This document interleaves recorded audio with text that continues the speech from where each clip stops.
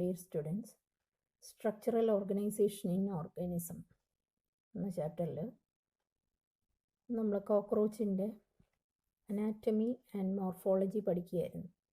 അതിൽ നെക്സ്റ്റ് നമുക്ക് പഠിക്കാനുള്ള ടോപ്പിക്കാണ് ഡൈജസ്റ്റീവ് സിസ്റ്റം. കോക്രോച്ചിൻ്റെ ഡൈജസ്റ്റീവ് സിസ്റ്റം.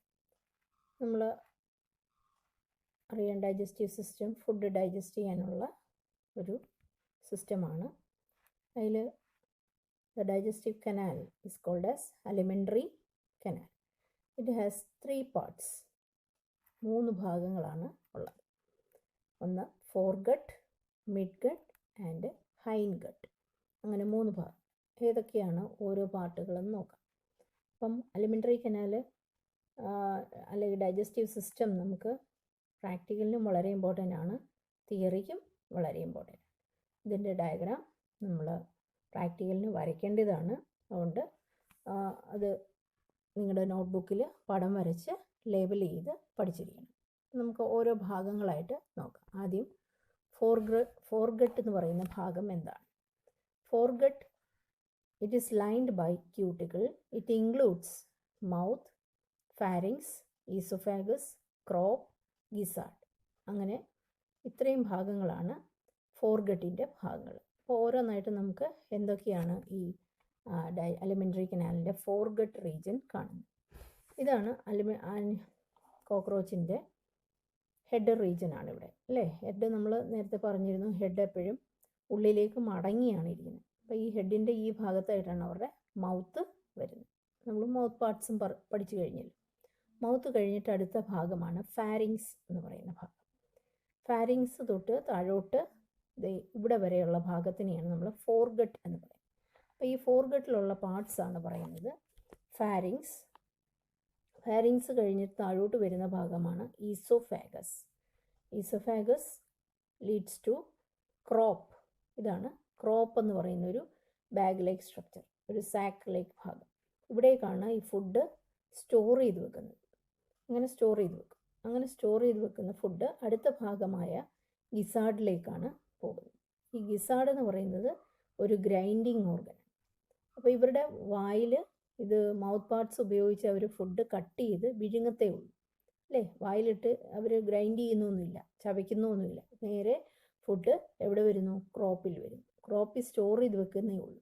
എന്നിട്ട് കുറേശ്ശെ കുറേശ്ശെ ഈ ഗ്രൈൻഡ് ചെയ്യുന്ന ഓർഗനാണ് ഗിസാർഡ് എന്ന് പറയുന്ന ഭാഗം. ഈ ഗിസാർഡിൽ വെച്ചാണ് ഗ്രൈൻഡ് ചെയ്യുന്നത്.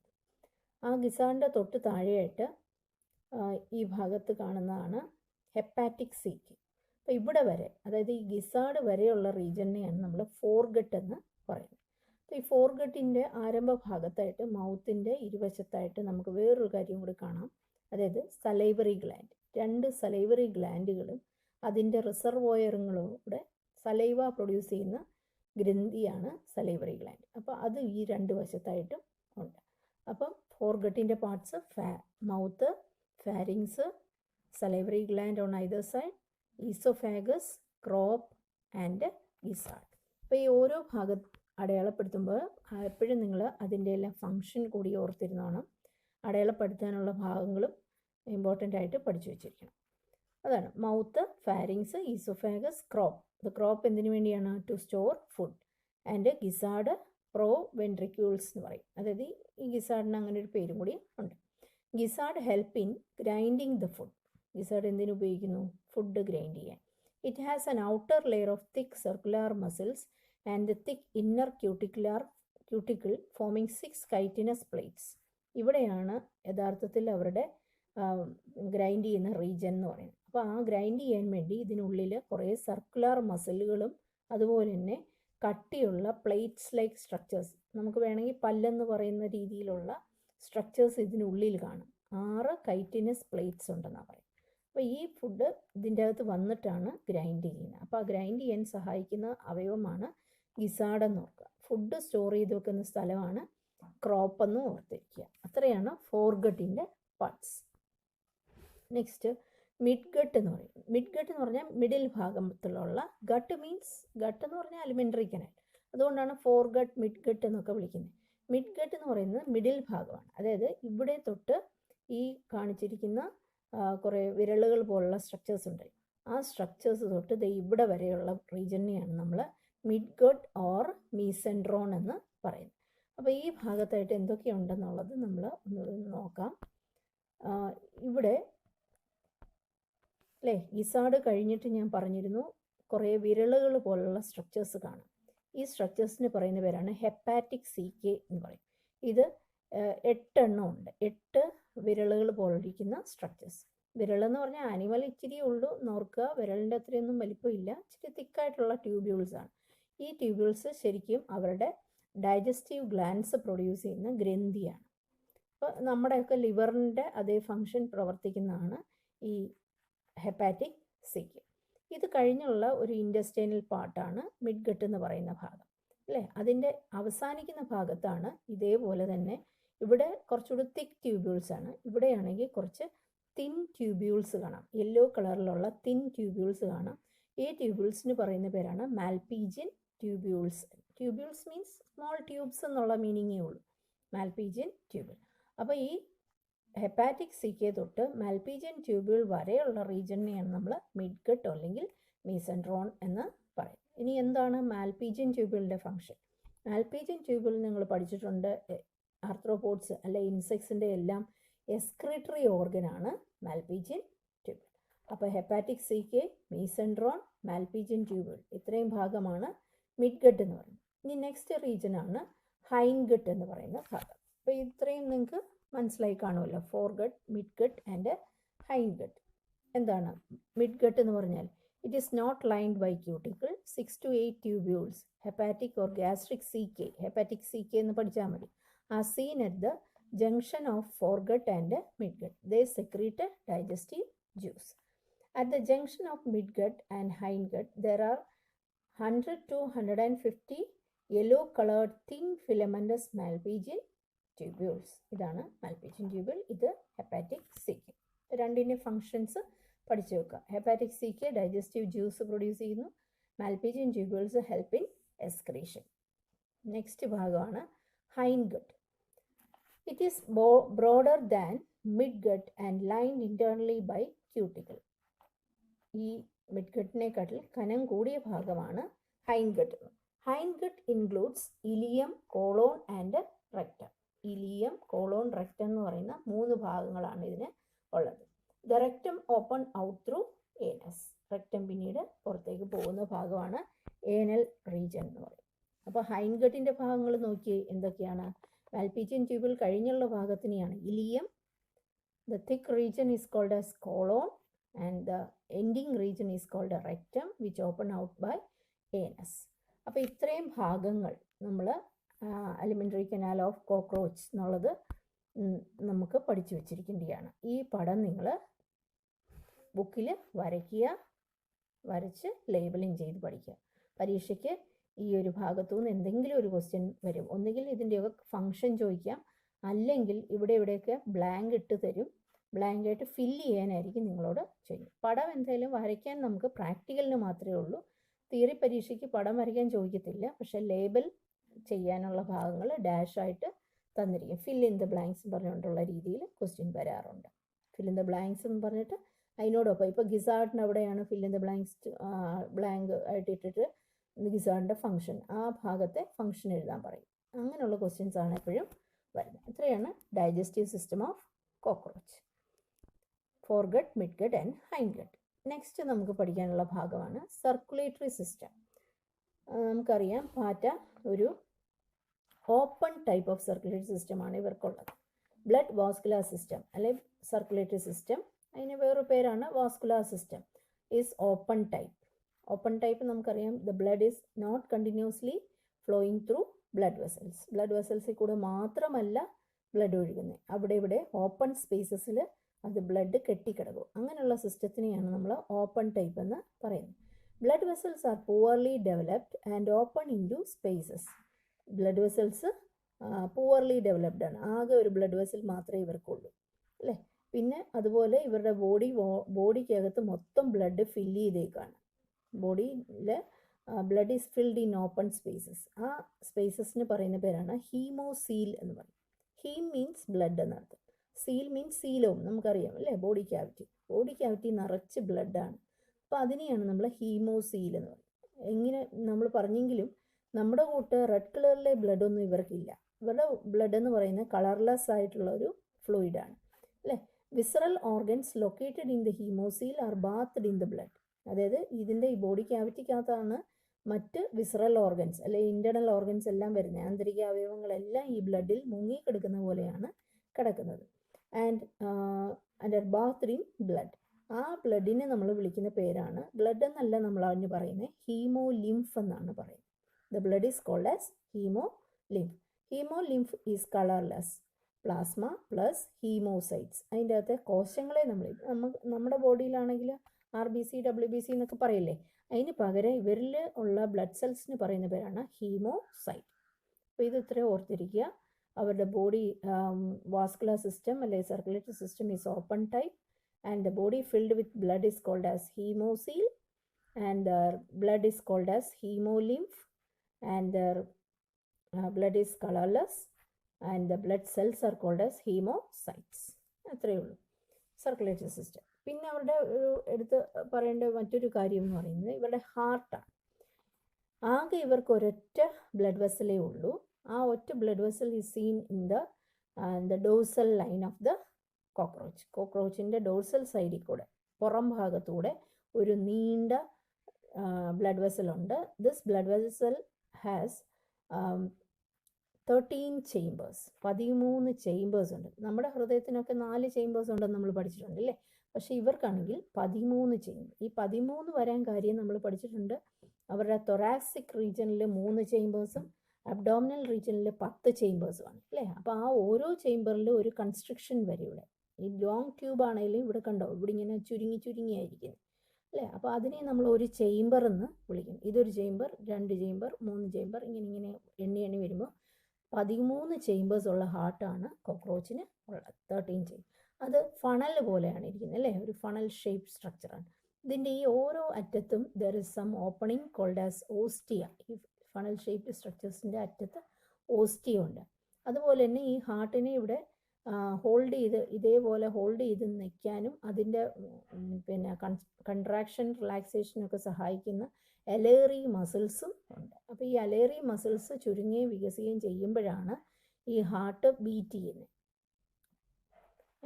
അപ്പം ഈ ബ്ലഡ് വെസലിൽ കൂടെ ബ്ലഡ് പോകുക എന്ന് പറയുന്നത് ഈ ഓരോ ഫണലിൻ്റെയും ചുവട്ടിൽ ഓരോ ഓപ്പണിംഗ് ഉണ്ടെന്ന് ഞാൻ പറഞ്ഞിരുന്നു അല്ലേ. ആ ഓപ്പണിംഗ് വഴി ഈ ബോഡി ക്യാവിറ്റിയിൽ നിന്ന് ബ്ലഡ് ഇതിൻ്റെ അകത്തേക്ക് കയറും. ഇങ്ങനെ കയറി ബ്ലഡ് മുന്നോട്ട് മാത്രമേ ഒഴുകത്തുള്ളൂ, പുറമോട്ട് ഒഴുകത്തില്ല. ഈ ബ്ലഡ് വെസലിൽ കൂടെ മുന്നോട്ട് ഒഴുകി ഇവിടെ എത്തിയിട്ട് ഇത് തിരിച്ച് ബോഡി ക്യാവിറ്റിയിലേക്ക് ഇവിടെ നിന്നൊരു ഫൗണ്ടൻ പോലെ ഇങ്ങനെ ഒഴുകി പോരും. അപ്പം മുന്നോട്ട് മാത്രമേ ബ്ലഡ് പമ്പ് ചെയ്യുന്നുള്ളൂ. അതാണ് ഇതിൻ്റെ പ്രത്യേകത. പിന്നെ അത് തിരിച്ച് വീണ്ടും സൈനസിലേക്ക് വരുന്നു, അല്ലെങ്കിൽ ബോഡി ക്യാവിറ്റിയിലേക്ക് വരുന്നു, പിന്നെയും കയറുന്നു, പിന്നെയും മേളിൽ കൂടി ചെന്നിട്ട് ഇങ്ങനെ സർക്കുലേഷൻ നടക്കും. 2 സൈഡിൽ കൂടി ഇതിലെയും ബ്ലഡ് ഒഴുകും, ഇതിലെയും ബ്ലഡ് ഒഴുകി ഇങ്ങനെ സർക്കുലേറ്റ് ചെയ്തുകൊണ്ടേ ഇരിക്കും. അതിന് സഹായിക്കുന്ന മസിൽസാണ് അലേറി മസിൽസ് എന്ന് പറയും. Heart consist of elongated muscular tube lining along mid dorsal line of the thorax and abdomen. Mid dorsal line of the thorax and abdomen. It has a funnel shaped chambers. Funnel പോലിരിക്കുന്ന chambers with ostia on either side. Ostia means the opening on either side. Blood from sinus enter the heart through ostia and is pumped anteriorly to the sinus again.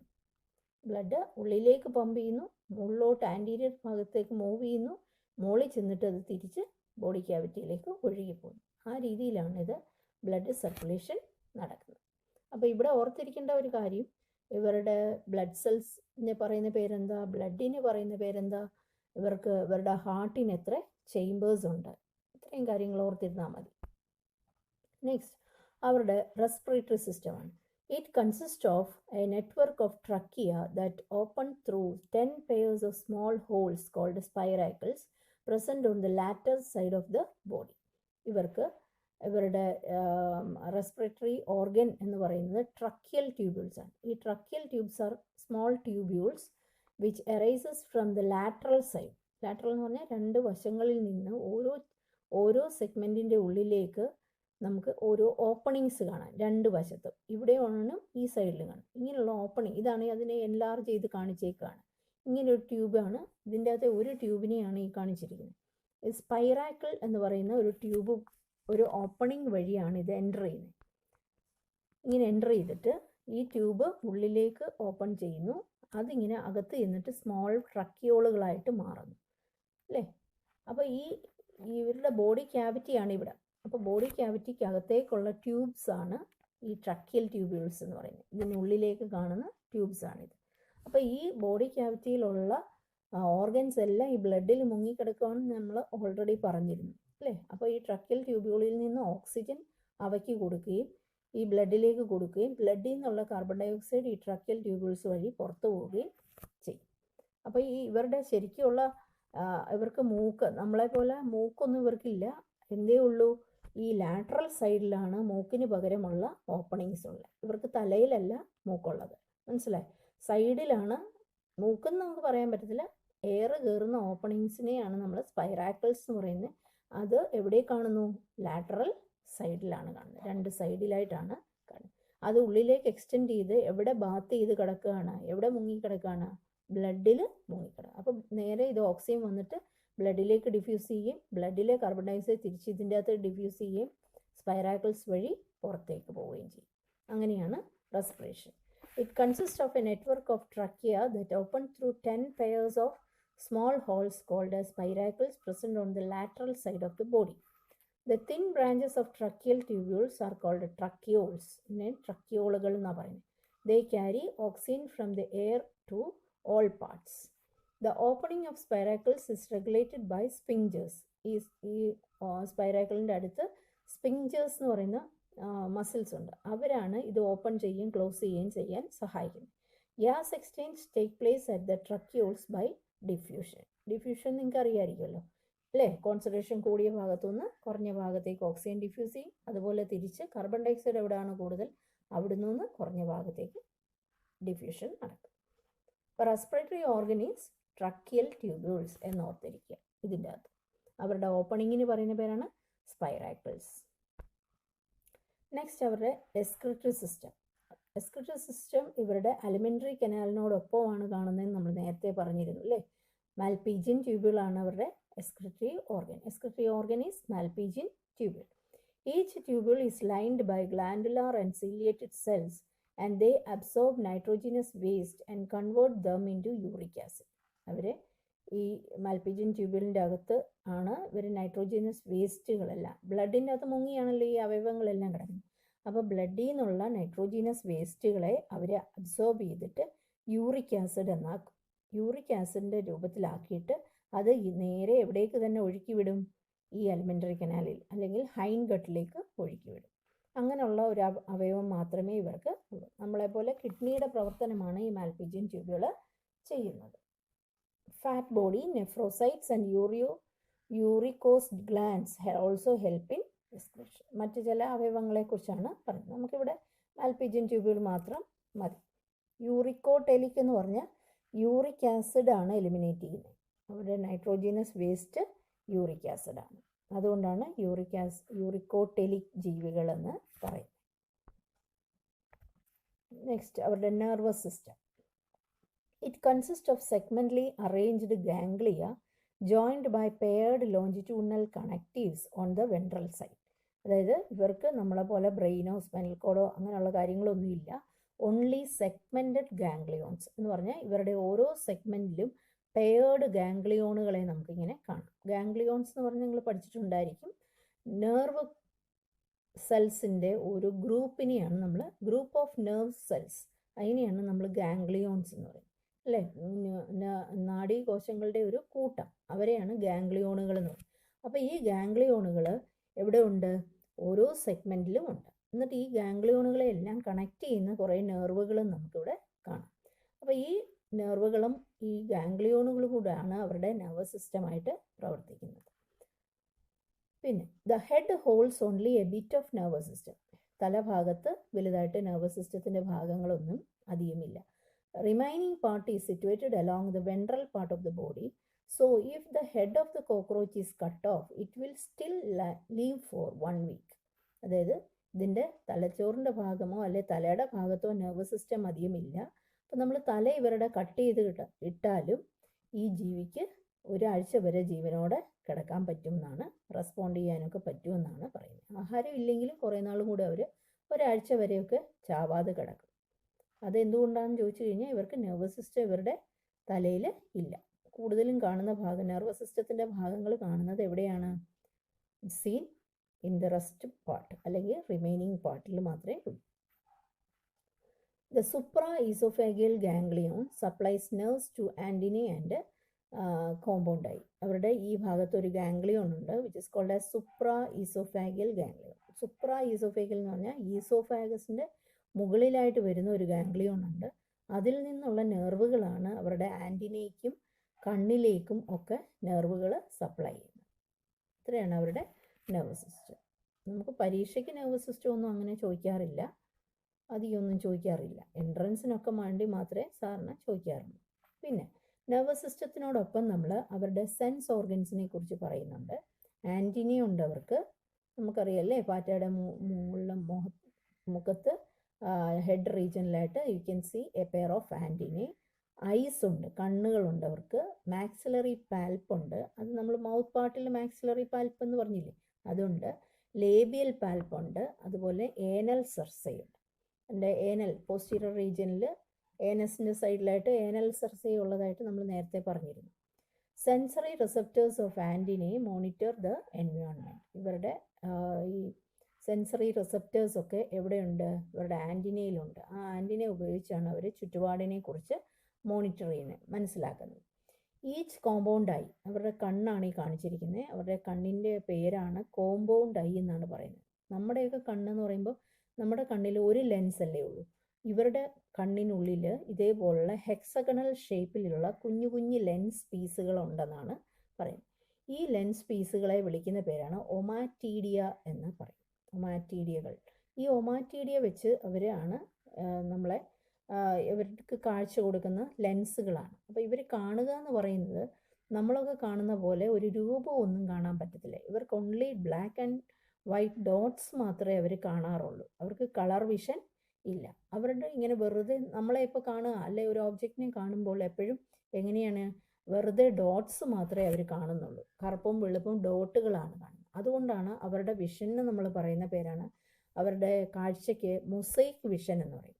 Because it is like A mosaic തറ പോലെ അങ്ങനെ ഇങ്ങനെ ഡോട്ടുകൾ മാത്രം കാണുന്നതുകൊണ്ടാണ് അവരുടെ വിഷനെ mosaic vision എന്ന് പറയുന്നത്. അത്ര വലിയ റെസൊല്യൂഷൻ ഒന്നുമില്ല, നമ്മളെപ്പോലെ വലിയ വ്യക്തമായിട്ടുള്ള കാഴ്ചയൊന്നും അവർക്ക് ഇല്ല. ഇതൊരു കുഞ്ഞു ജീവിയല്ലേ, അപ്പോൾ അവരുടെ ചെറിയൊരു കുഞ്ഞു കണ്ണാണ്. ആ കണ്ണിനെ നമ്മൾ വിളിക്കുന്ന പേരാണ് കോമ്പൗണ്ട് ഐ. അത്രയും ഓർത്തിരിക്കുക. ഈച്ച് കോമ്പൗണ്ട് ഐ അവരുടെ കണ്ണിൽ കൺസിസ്റ്റ് ഓഫ് 2000 ഹെക്സഗണൽ ഒമാറ്റീഡിയ. ഈ പേര് ഓർത്തിരുന്നോണം. അവരുടെ ലെൻസിൻ്റെ പേരാണ് ഒമാറ്റീഡിയ. ഒമാറ്റീഡിയ ഒത്തിരി എണ്ണമാണ്. ഒമാറ്റീഡിയം എന്ന് പറയുന്നതാണ് singular. Using these, a cockroach can receive several images of an object. ഒരു ഓബ്ജക്റ്റിനെ കാണുമ്പോൾ അവർ പല ഇമേജസ് ആണ് കാണുന്നത്. This is called mosaic vision. ഈ വിഷൻ്റെ പേര് ഓർത്തിരിക്കുക, mosaic vision ommatidia. It has more sensitive but less resolution being common during night. കൂടുതലും നൈറ്റിലാണ് ഇവർക്ക് കാഴ്ച ഇച്ചിരിയിലും ഉള്ളത്.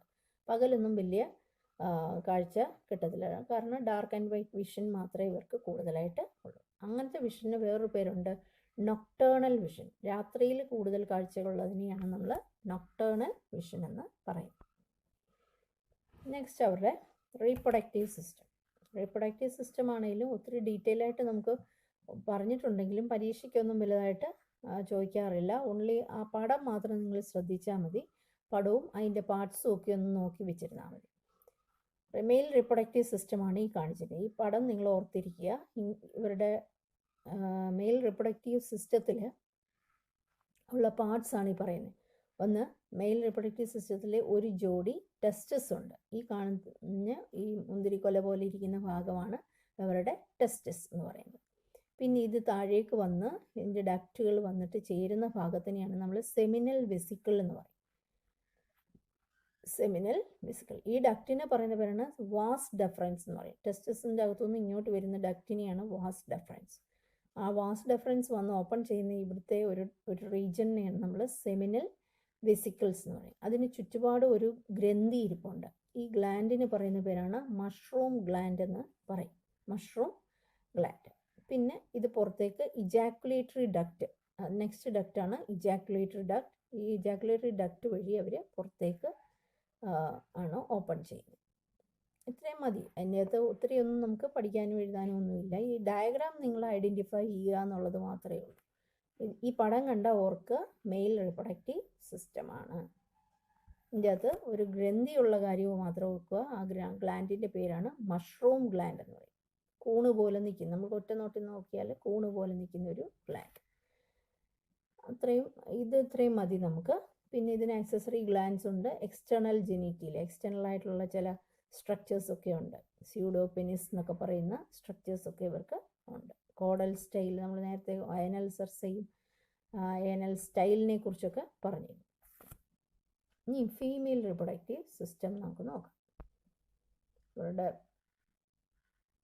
ഇത് മെയിൽ റിപ്രൊഡക്റ്റീവ് സിസ്റ്റത്തിൻ്റെ അകത്ത് എവിടെയാണ്? It lie laterally in the 4th and 6th abdominal segment. ഇത് എവിടെ കാണുന്നതെന്നോട് പറയുന്നുണ്ട്. മെയിൽ റിപ്രൊഡക്റ്റീവ് 4നും 6നും ഇടയ്ക്കുള്ള സെഗ്മെൻറ്റിലാണ് ഈ ടെസ്റ്റിസ് കാണുന്നത്. സെമിനൽ വെസിക്കിളിൻ്റെ ജോലി എന്ന് പറഞ്ഞാൽ ഇറ്റ് സ്റ്റോർ സ്പേം. ഇവിടെയാണ് സ്പേമിനെ സ്റ്റോർ ചെയ്യുന്നത്. ടെസ്റ്റിസിൻ്റെ അകത്തും സ്പേമാണ് ഉണ്ടാകുന്നത്. സ്പേം ഇവിടെ സ്റ്റോർ ചെയ്ത്.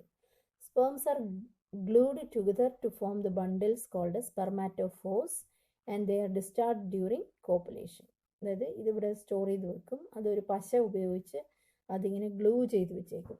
കൂട്ടമായിട്ടാണ് ഇരിക്കുന്നത്. അത് കോപ്പുലേഷൻ സമയത്ത് സെക്ഷൽ കോണ്ടാക്ട് വരുമ്പോൾ മാത്രം ഇത് പുറത്തേക്ക് വരും.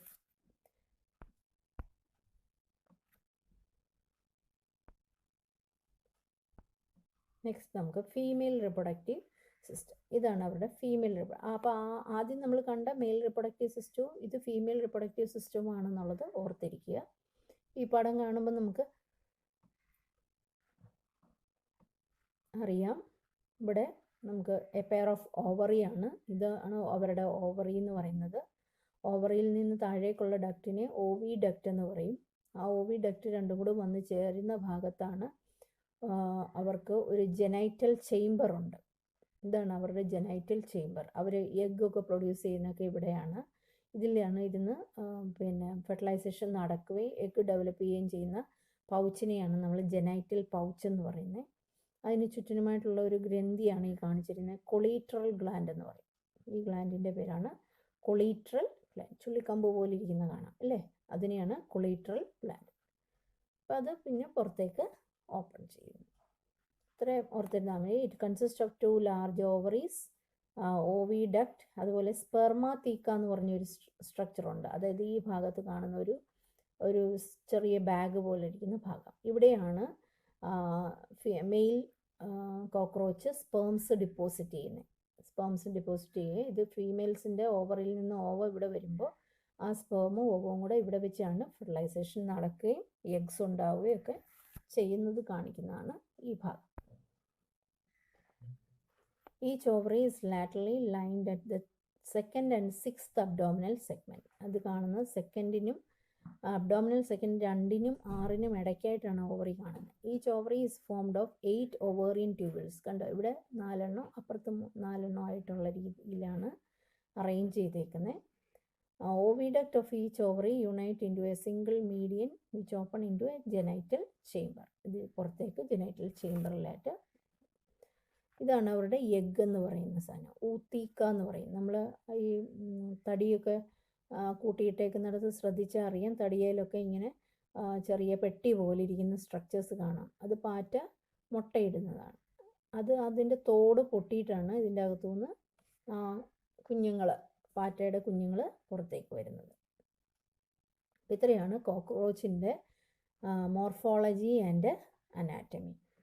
അപ്പോൾ ഇത് നിങ്ങൾ പഠിക്കുന്ന കൂട്ടത്തിൽ ഇതിൻ്റെ ഡയഗ്രാംസൊക്കെ ഞാൻ പറഞ്ഞതെല്ലാം വരച്ച് വെക്കുക.